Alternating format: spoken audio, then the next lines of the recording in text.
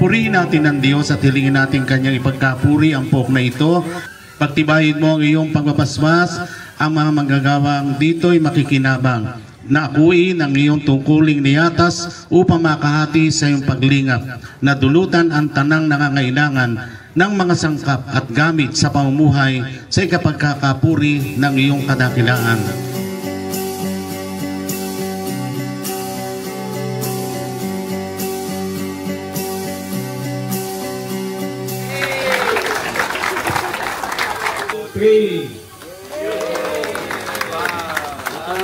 Napakalaking tulong po ng pinagkaloob sa atin ng Rotary Club. Malaking tulong po sa ating mga mag-aaral. Maraming salamat po sa mga naghandog.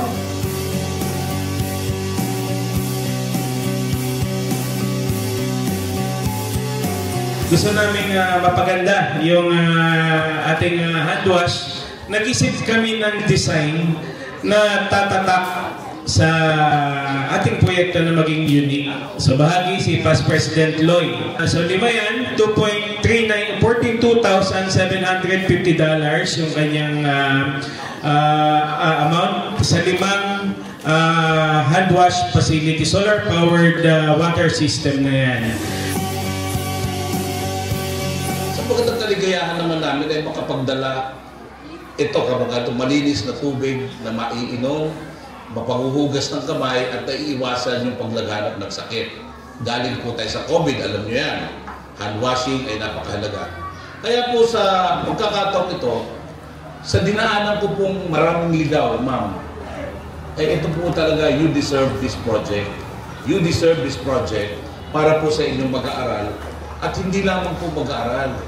Mga kapitbahay natin dito ay maaaring makinabang po sa tubig at sa ilaw na idudulot ng solar light sa gabi. Yung Rotary Club ay puro sakripisyo to. Service above self. At ito ay ginagawa natin para tulong sa ating mga kababayan na nangangailangan ng mga serbisyo para sa kagalingan ng ating kababayan.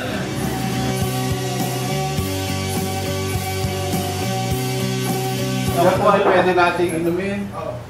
Mas pasilig ng mga bata. At siguro po pwede rin gamitin ng mga tao sa labas.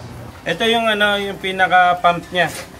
So itong pump na to, kaya ito hanggang 50 meters na lalim. Screw type yan. Sana po ito yung pangalagaan nyo sa mga kila-sir.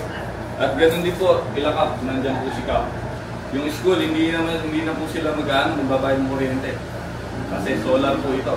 So, wala pong babayaran. Ang magiging maintenance lang po talaga yung mga filters. Congratulations po ulit.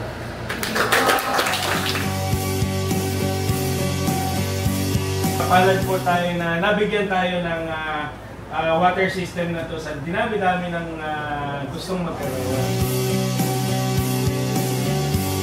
Hanap namin tugunan ang pangangailangan para sa malinis na tubig at maayos na sanitasyon dito sa Tagaytay Elementary School.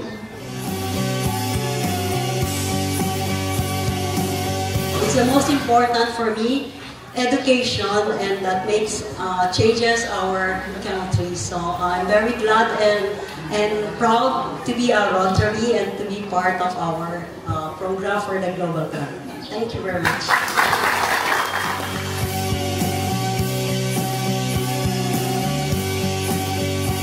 Umasa po kayo na ito ay aming aalagaan at imimintina para sa aming mga mag-aaral.